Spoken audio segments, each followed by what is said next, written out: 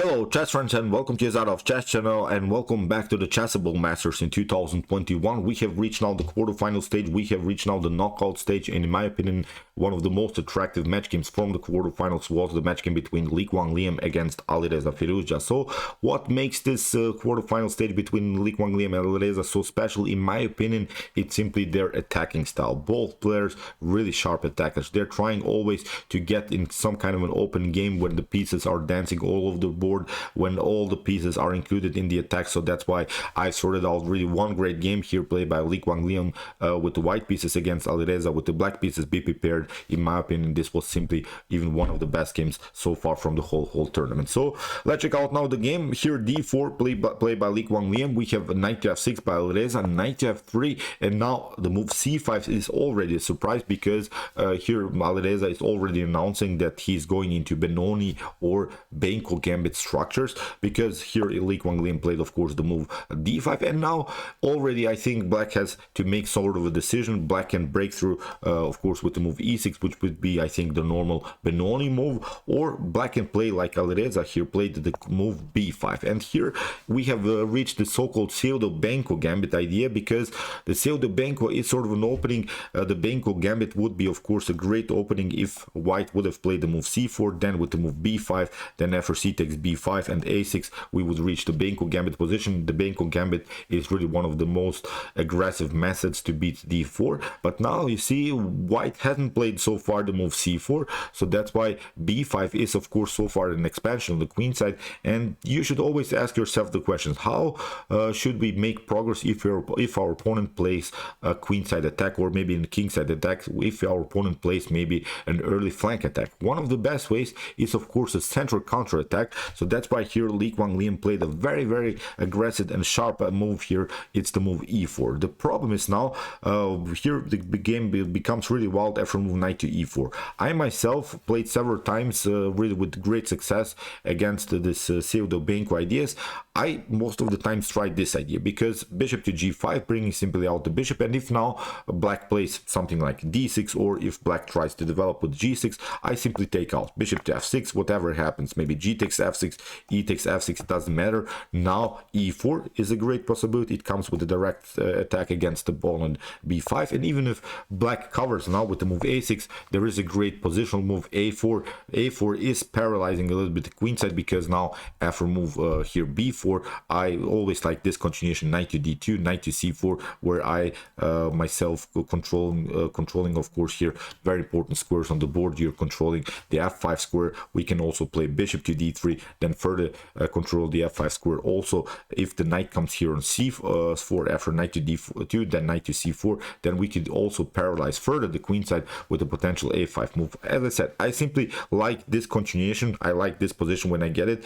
Of course, black doesn't have to play this position like this, but it's really one of the main ideas that I like to play against the pseudo-benko, but not Quang Liem. Quang Liem is of course a much better player than I am, and he's much sharper player than I am, so that's why here after move b5 he played a really aggressive move e4 immediately. Because what to do now, if you're not taking here the pawn on e4, then of course e5 is a serious positional threat, so that's why Quang Liem Alireza Firouzja takes. We have knight takes e4, and here bishop to d3, and this is already a theoretical novelty. It's really wild stuff because we're now in move 5, and this position has never been reached in chess history. At least I'm not seeing games in the database in this particular line.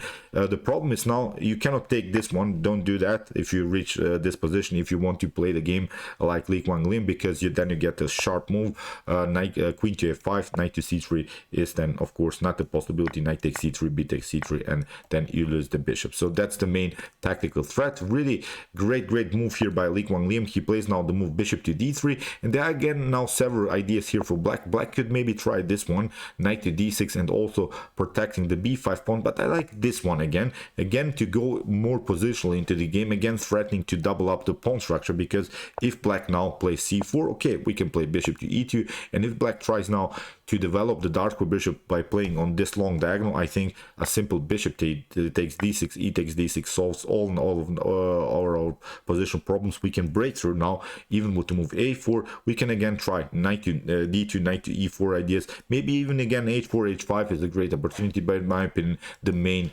positional goal would be the move a4, simply splitting the pawn structure on the queen side, and I think white is here really a dominant position. The problem is now also this locked bishop, which is blocked out by this pawn on d5. The knight cannot come into the game. The knight can maybe move to a6, but then it doesn't have any good squares in the continuation of the game. Even queen to d4 is a great opportunity to maybe attack also the rook in an early stage of the game. So really you have to be careful. So as I said, after move bishop to d3, here Alireza played now the move queen to a5.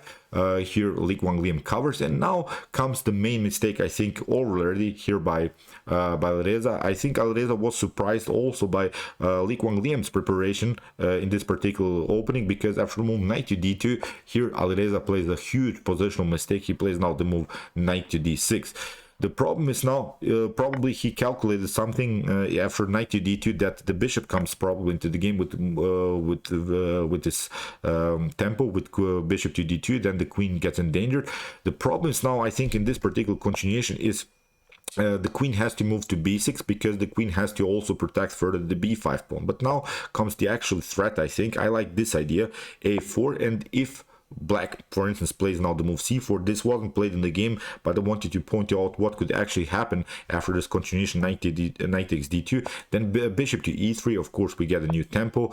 Queen to c7. The problem is now bishop to e4 happens. Now the serious threat is d6 with the discover attack against the rook. So black would be forced, of course, to play now the move d6, but actually then white can take. And the problem is now, it seems again so that actually white's bishop is trapped with the move f5. I've analyzed this line. It's really a wild line. I think we should know this line if you want to play, of course, the game like Quang Liem in this particular line of the pseudo-benko ideas here. After move f5, you have this stunner, b6. Really tricky stuff here already. After queen to b7, the problem is now, of course, you cannot take here the pawn immediately with a takes b6, because you lose the rook on the a file. You have to play queen to b7, but now rook to b7, and again you cannot take the bishop because you lose the queen, so you would be forced now to play simply rook takes a7. But now after b takes a7, and if you take out now the bishop, the problem is now this one,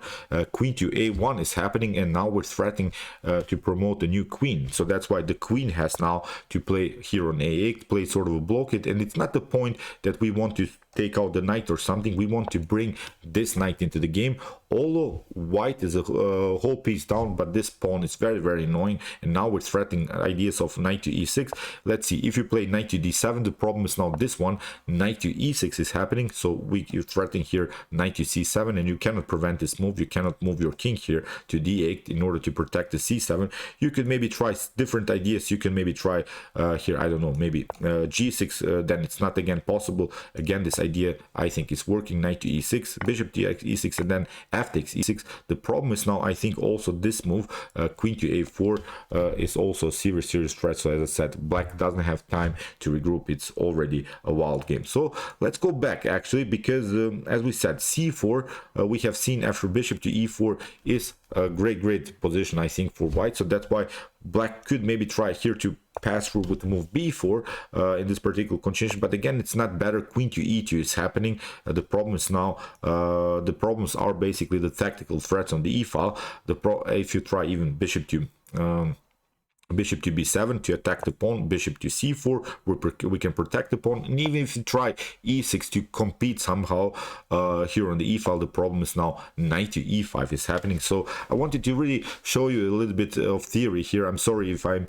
complicating things too much, but I really love to study theory, especially in particular openings that are rare sometimes, that you're not see many times that are played. So your opponent could surprise you actually with the pseudo-benko. Now after move knight to e5, the problem is now you cannot take because you get checkmated with knight to c6. You see, we have a discovered attack. You can only cover with the bishop, and then queen to e7 would be a checkmate. So what you could actually try is maybe here to play g6, but again, it's not better.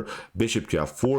Even if you try to develop fast here, then you get this one. This is a stunner. Knight to f7, king to f7, then a5, simply kicking away the queen from the defense of the e6 pawn.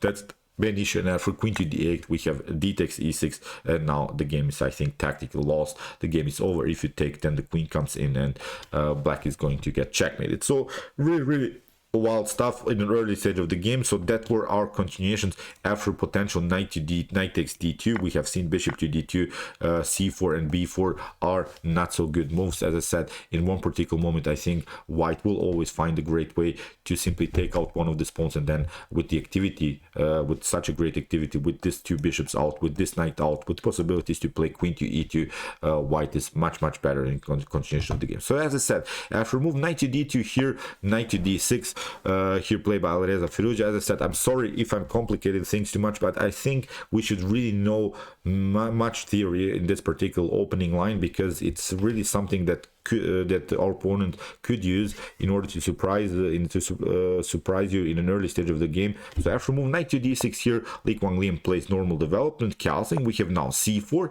Now a great move, really a brilliant attacking move here by Liem. He leaves simply his bishop unprotected. He's leaving his bishop hanging, because the problem is now this one. If you take, the problem is you get knight to d6 first. Okay, we have this one. Rook to e1 is of course happening. If you try something like, I don't know, king to d8, then you get knight to g5 with threats of the fork.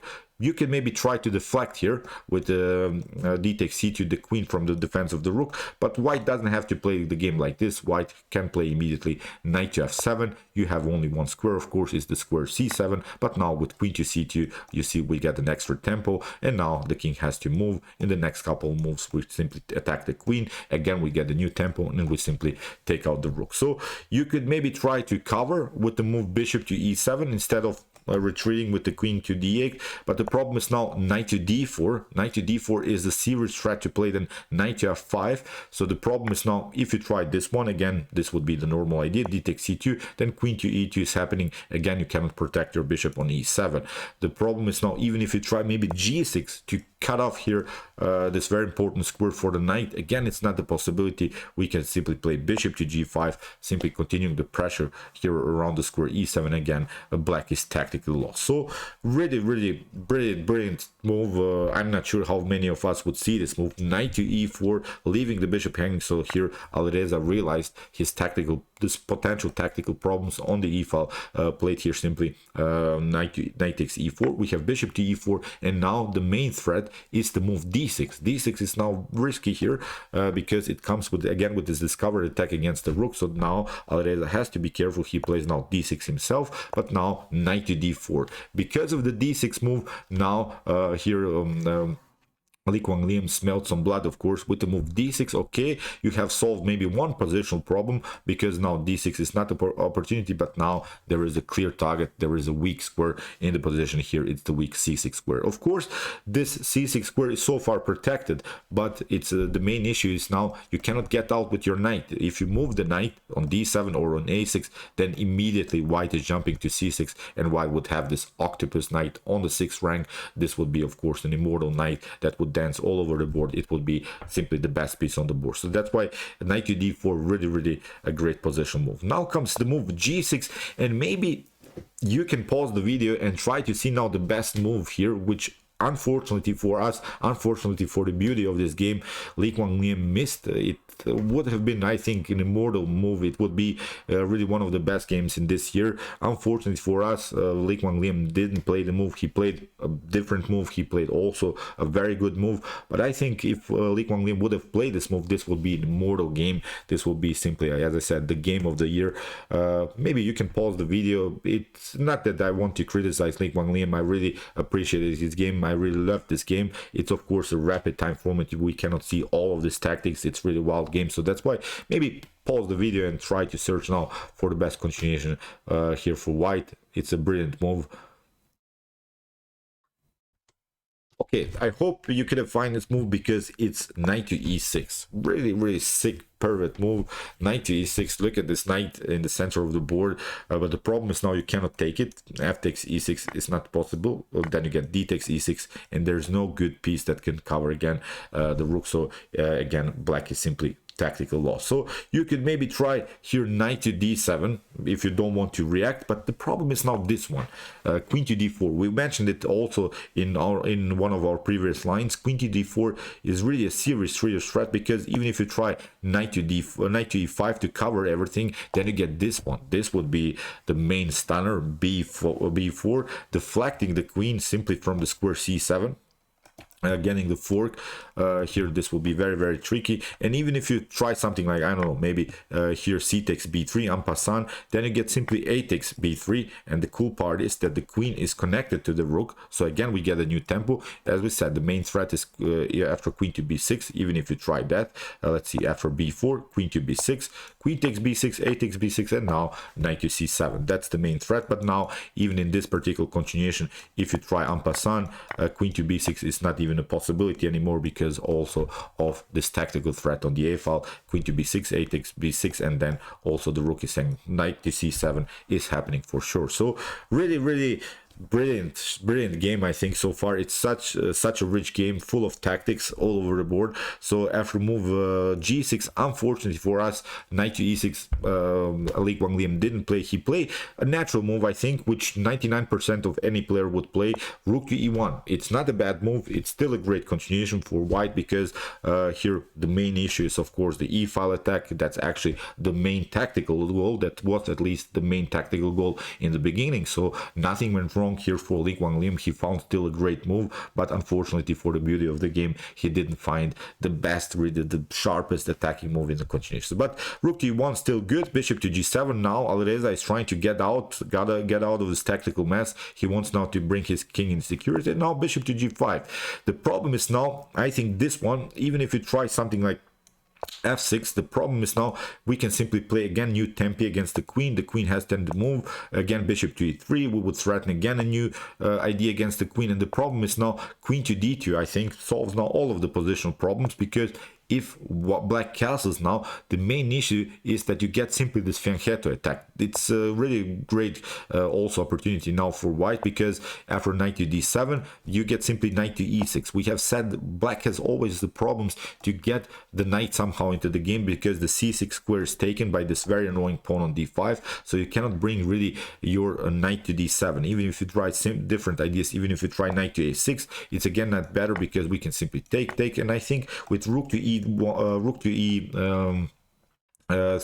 rook to g3 again, black could face really several tactical problems. Also, knight to e6 is then an opportunity. After bishop to e6, we have d takes e6, comes again also with the discovered attack against the queen and the rook here on light square. So again, black is simply tactical loss. So brilliant. Again, as I said, it's such a rich and beautiful game here. After bishop to g5, here queen to b6 played by Alireza, and here comes, I think, also again a new stunner that would be possible. Unfortunately, again for us, Quang Liem didn't play the move. Maybe again you can pause the video and try to see now the best continuation. It's, I think, a cool game that we can analyze in order to improve our tactical skills. So after move queen to b6, try to find again a new stunner. Okay, here Quang Liem, unfortunately for us, again missed a great tactic, but again he played a good move, which is not making his position much worse. Here in the continuation, the great move is bishop to g6. That would be also a cool stunner. I think after h takes g6, you get rook to e7. You have only one good square. If you get, of course, to d8, then you get this windmill tactic, because the rook would be dancing all over the 7th rank, and you get always this discovered check. So that's why it wouldn't be a possibility. So that's why king to f8, but now with queen to f3, we're already threatening checkmate on f7. So you will be forced to play something like f5, but now you see rook to e1. And even if you cover here with the move bishop to e5, I've really analyzed now again a wild line. After move bishop to e5, the problem is now you get this one. You get queen to f4. Now we're threatening simply to take. The problem is now whatever you do, if you try queen takes d4, or even if you try bishop to f4, then you get checkmated. Rook to e8, king to g7, and now rook to e7 is checkmate, because the bishop is of course controlling this very important squares f6 and h6. The king cannot escape, and it's now simply game over. So as I said, bishop to g6 would be really a brilliant move again, but again I'm pointing out, I really don't want to criticize such a beautiful player like Quang Liem. It's a fast time format. We are trying to see also different ideas here. In the continuation, Quang Liem played here the move c3. In the continuation, Alireza castle, finally out of the attack, out of this e-file mess, and now Quang Liem has of course again a better position, because he can simply take out this pawn. We have said after potential f6 and similar ideas, queen to d2, also bishop to h6 are opportunities.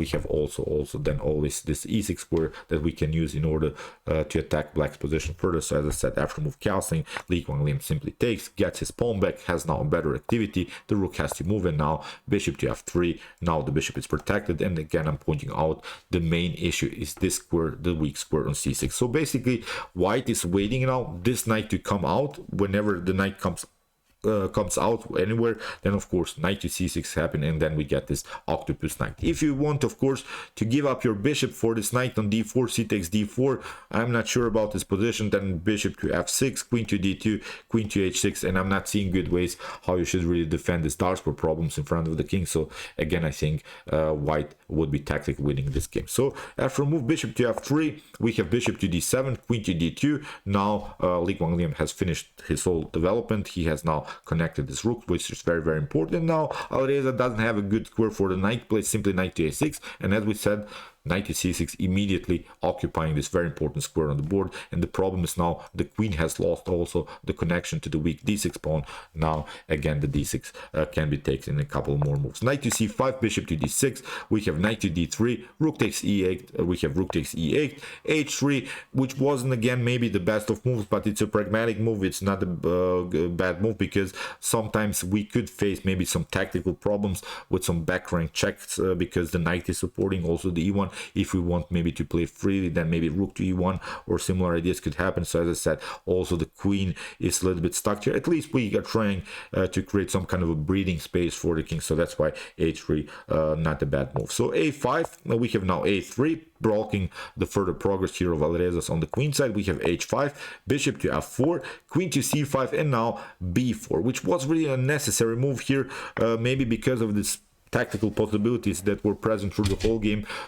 Here Quang Liem maybe missed the usual move. Simply taking out the pawn is perfectly fine here. It's a much better continuation again here for white. But again, here b4, we have c takes b3, queen takes d3, but Alireza is trying now counterattack, bishop to f5, queen to f1, and here Alireza is getting use of this very annoying pawn, which is of course supported by the bishop. But the problem is now, after rook to d1, the problem is now a promotion is simply not working. Let's see this promotion. We can simply take rook takes b1, bishop to b1, queen to b1, and I think still this is a better position because of this pass pawn. You see, you can maybe take out this one, but still d6 is possible because the bishop is protecting still the knight.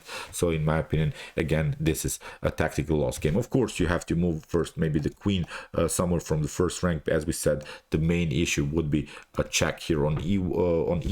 That's why it's very good that Quang Liem already played the move h3. That's really experience, because he sensed that he could face maybe this back rank problem. So as I said, maybe when it comes to computer evaluations, the h3 move is not the best of move, but it's a pragmatic move which really didn't mess up the position of white so much, I think, in the continuation of the game. So after move rook to d1, we have queen to c3 by Alireza. Now Quang Liem simply uses now his extra pawn here, bishop to f6, and now a great move here by Quang Liem, which was the stunner again. Quang Liem sensed some blood, that he realized that again the pieces are very well placed all over the board. After knight to e7, the problem is now after bishop to e7, you don't have to take, you have this one, queen to b5, because if you take, of course, then it's not good. Rook to e7 is happening, and then the problem is now this passer, which is of course supported. Then you have to, I think, even sacrifice the rook for a pawn, which is not good, of course, then for white. But here Quang Liem calculated everything very well. Queen takes b5, now bishop to d6. We have rook takes queen takes rook on e8. It comes with a check. We have bishop to d5, direct checkmate threat on f7. That's why you have to cover. And after bishop to e5 in this position, Alireza Firouzja resigned. So this deserves sort of an applause. A really brilliant game by Liem. I really enjoyed this game because I still kind of feel that I have my trouble against this pseudo-benko ideas. At least I'll try it out. Sometimes these ideas by Liem with the sacrificing pawn on e4 idea, then bishop to d3, kicking away the knight, trying to activate my pieces. It's a great gambit line. It was a sharp game in my opinion, simply the best game from the day 4 of this super event. So okay, I hope that you enjoyed this game. I really enjoyed it a lot. It was almost like we're watching maybe Stockfish playing now here. Really brilliant game. If you want to see some more games from this tournament, check out my previous analysis with some cool games also by Alireza Firouzja and also Wesley So.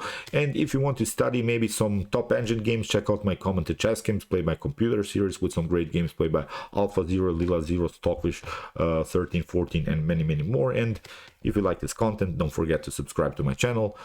See you soon with some more videos, and what to say, chess is the best, of course.